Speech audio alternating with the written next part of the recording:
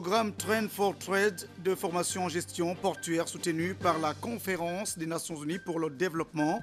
La 4e promotion a été honorée ce matin à Libreville au Gabon. Et puis l'ouverture ce matin à Libreville du 2e forum de l'Assemblée Générale de l'Agence des Cafés Robusta d'Afrique de Madagascar. Les participants se penchent sur la compétitivité de ce café. Madame, Messieurs, bonsoir. Vous êtes sur Gabon Télévision. Nous ouvrons cette édition d'information avec ce communiqué de la présidence de la République sous la haute présidence de son Excellence Ali Bongo Ondimba, président de la République, chef de l'État. Le Conseil des ministres se tiendra ce jeudi 31 janvier 2013 à 11h dans la salle habituelle au palais de la présidence de la République. Tous les membres du gouvernement présents sur le territoire national doivent prendre part à cette réunion. L'actualité maintenant, un atelier d'élaboration et de validation du plan d'action de co-responsabilité pour l'enregistrement des naissances au Gabon s'est ouvert ce matin. C'était en présence du ministre gabonais en charge des affaires sociales. Était sur place pour la rédaction Paul Insiaki, Pierre Caverella.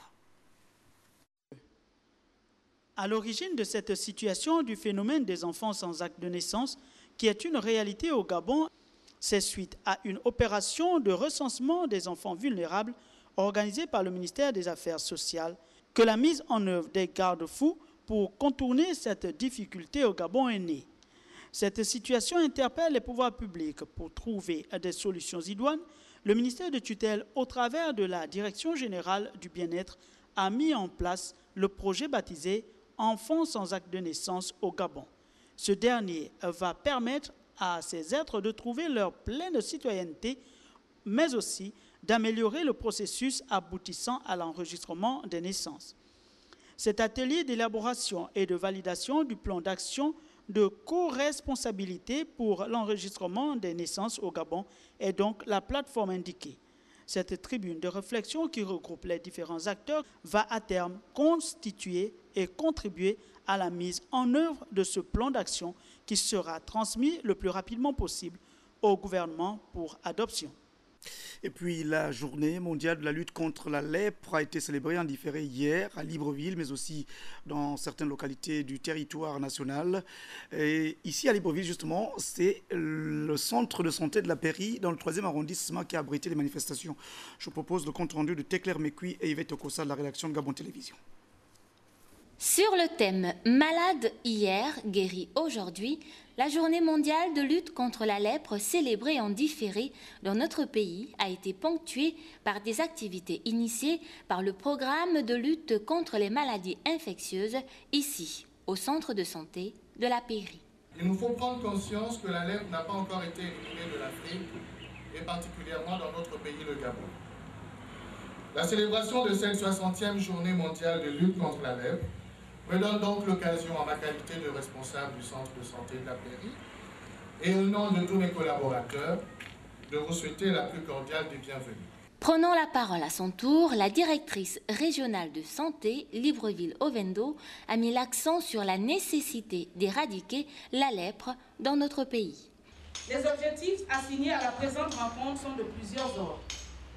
Connaître l'aspect des lésions de la lèpre débutante, savoir qu'il y a un traitement efficace et gratuit contre la lèpre permettant de stopper la contagion dès la première prise, de guérir la maladie en 6 ou 12 mois selon la forme et d'éviter les incapacités quand il est donné suffisamment tôt.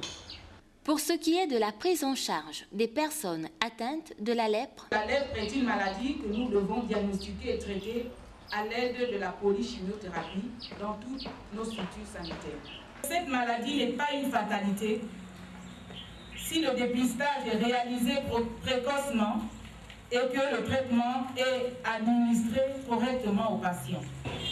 A suivi la projection du film « Bâtir un monde nouveau » en vue d'édifier davantage l'assistance sur l'ampleur du fléau. Les lépreux sont souvent exclus de leur société par peur d'une contagion possible. Depuis 1981, la lèpre est facilement guérissable grâce à la polychimiothérapie, un traitement simple, efficace, gratuit et qui est disponible notamment au centre de santé de la Pairie à Libreville. Et puis décidé dans le cadre du partenariat avec la Conférence des Nations Unies pour le développement, le programme Train for Trade de formation portuaire vient de livrer sa 4e promotion. Ils sont donc issus des administrations mais aussi des sociétés parapubliques. Je vous propose ce compte rendu.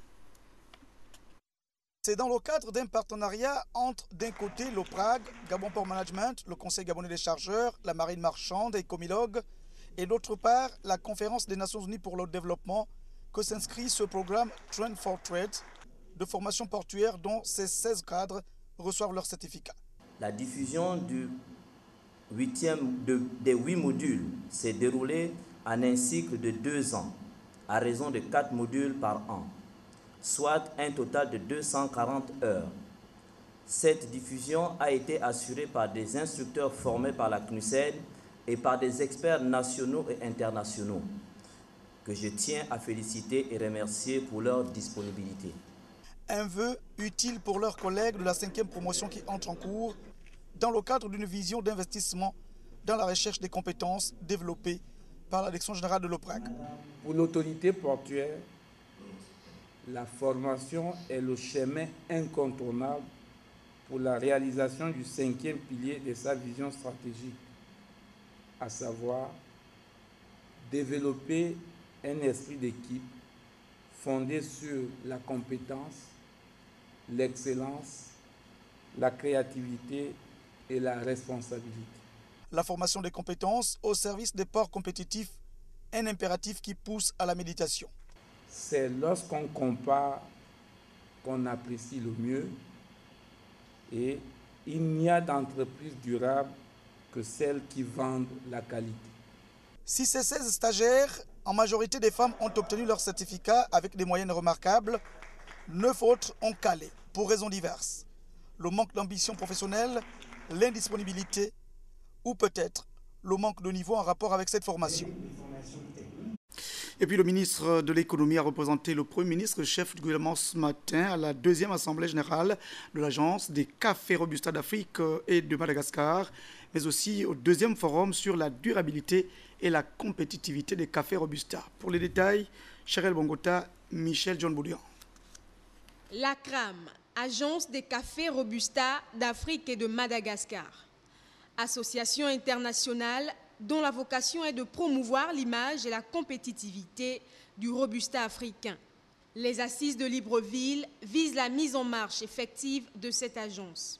La CRAM est le fruit d'une réflexion de ses membres fondateurs qui ont estimé que dans une économie mondiale en proie à des mutations profondes, il était nécessaire de créer une plateforme stratégique interactive de partage de connaissances et d'expériences pour le développement du Robusta africain et malgache. Cette rencontre de 48 heures à laquelle participent plusieurs pays producteurs de Robusta en Afrique et à Madagascar, réunis au sein de la CRAM, vise des propositions concrètes pour rendre le café Robusta africain plus compétitif et rémunérateur. Je reste convaincu que notre savoir-faire et la pertinence de nos échanges permettront la mise en place d'une plateforme de coopération pour la promotion et le développement de notre café. La demande du café continue à croître, environ 2% par an au marché mondial. Le café Robusta, lui aussi, augmente, mais les plantations africaines souffrent encore de rendements trop faibles et ne profitent pas pleinement de cette augmentation. L'économie caféière participe à l'amélioration des conditions de vie en milieu rural en influençant quotidiennement les habitudes et contribue au PIB national dans les pays producteurs de café. Cette vision, en ce qui concerne notamment le Gabon, est en adéquation avec l'objectif visé par le plan stratégique Gabon émergent, qui est de diversifier les sources de croissance et de développement durable. C'est dire que le thème de ce forum revêt une importance capitale pour la survie et le positionnement du café Robusta africain sur le marché mondial. Nombreux sont donc les défis qui attendent cette nouvelle agence. Elle devra proposer des solutions adaptées pour la relance effective de la filière café Robusta. Pendant 2 jours, ces assises qui se tiennent à Libreville vont permettre justement aux participants de se pencher sur des solutions destinées à soutenir le secteur, mais aussi à encadrer l'activité des planteurs. Je propose ce 2e reportage. Le Robusta, c'est que ça se cultive dans les zones forestières. alors que le café arabica se cultive dans les zones de savane. Et le café robusta pose moins de problèmes d'entretien. Ça ne demande pas autant d'entretien que le café arabica qui, dans la savane, appelle beaucoup de travaux tout au long de l'année. Cette perception facile du café robusta pose des problèmes de qualité. Parce que jusqu'ici, on avait tendance à faire à ce que le café robusta ne soit pas traité comme le café arabica. Constitués en groupe de travail, les experts ont à réfléchir sur des actions concrètes pour rebooster le café robusta africain. Le Gabon est un petit producteur. C'est vrai que dans les années 70, la production gabonaise frisait les 3000 tonnes. Mais avec l'avènement de beaucoup de choses, dans le pétrole, dans le secteur minier, tous les bras valides sont allés dans ces secteurs. Donc, ce qui a dépeuplé l'arrière-pays et tous les planteurs ont pris de l'âge. Aujourd'hui, notre moyenne d'âge en termes de plantation, les planteurs ont 60 à 70 ans. Les plantations sont dans la moyenne de 50 ans en termes de verger. Donc, ce qui fait en sorte qu'aujourd'hui, la régression, non seulement des bras valides et le vieillissement des plantations, a fait en sorte que notre production a chuté. Le café occupe une place importante au Gabon, mais il faudrait repenser les techniques pour inciter les jeunes au retour à la terre. La CRAM naît justement de cette volonté du Gabon de vouloir prendre le problème à bras le corps. Il faut une politique de relance de la filière nationale. Il va falloir, à l'avenir, après ces assises, voir comment faire asseoir tous les partenaires au développement de la filière, tous les acteurs de la filière café-cacao au Gabon, pour pouvoir déterminer un plan stratégique de développement de la filière. Qu'est-ce que nous voulons faire de la filière café-cacao au Gabon? L'agence qui se veut un organe qui puisse s'adapter aux nouveaux enjeux et nouvelles contraintes de la filière café a 2 jours pour définir une feuille de route qui sera un appui solide pour les planteurs. À l'Assemblée nationale, l'audience accordée par le premier vice-président de cette institution à une délégation donc conduite par l'ambassadeur d'Allemagne au Gabon. Il s'agit en fait d'une rencontre qui vise à préparer l'arrivée prochaine d'une délégation des parlementaires de la Bundestag. Je propose ce reportage d'Henri Nestor Nchavé et de Amédée Mavungu de la presse. Au cabinet du premier vice-président de l'Assemblée nationale, l'ambassadeur extraordinaire et plénipotentiaire de la République fédérale d'Allemagne au Gabon vient procéder aux dernières retouches du calendrier du séjour des parlementaires allemands dans notre pays. Le professeur Daniel Naundo et son Excellence Christian Rumpelker ont essentiellement procédé au peaufinement des éléments constitutifs du séjour des députés de la Bundestag, le Parlement allemand. La délégation du groupe parlementaire pour l'amitié avec les pays francophones d'Afrique du Parlement allemand arrive à Libreville, au Gabon, le 3 février prochain, pour un séjour de travail et d'amitié. Outre les audiences programmées avec le président de l'Assemblée nationale et les hautes personnalités de la République gabonaise, cette délégation, à en croire le calendrier provisoire établi, visitera entre autres l'hôpital Scheuzer de Lambaréné, le centre de recherche pour les maladies tropicales situé à l'intérieur de l'hôpital Scheuzer et la zone économique spéciale de Coq. Précisons que cette délégation participe au renforcement des relations parlementaires entre les 2 chambres gabono-allemandes. Et si les relations entre le Gabon et l'Allemagne sont particulièrement bien avancées sur le plan politique et économique, elles le sont moins, par contre, sur le plan parlementaire. D'où la nécessité de renforcer la diplomatie parlementaire déjà existante par le truchement du groupe d'amitié Gabon-Allemagne de l'Assemblée nationale gabonaise. Il s'agit donc de percevoir le séjour des parlementaires de la Bundestag comme un coup de pouce utile et salutaire salué par le premier vice-président de l'Assemblée nationale, le professeur Daniel Naundo et l'ambassadeur extraordinaire et plénipotentiaire de la République fédérale d'Allemagne au Gabon. C'était donc Christian Olélé, toute l'équipe de la régie, caméra Fortuné Djiba, Chrislin Maïnda, Gérard Miyindou, Lumière, José Martial, Abaga Edzo. Et c'était le journal de Léa Bifane et de Paul Insiaki. Je reviens demain. Bonsoir.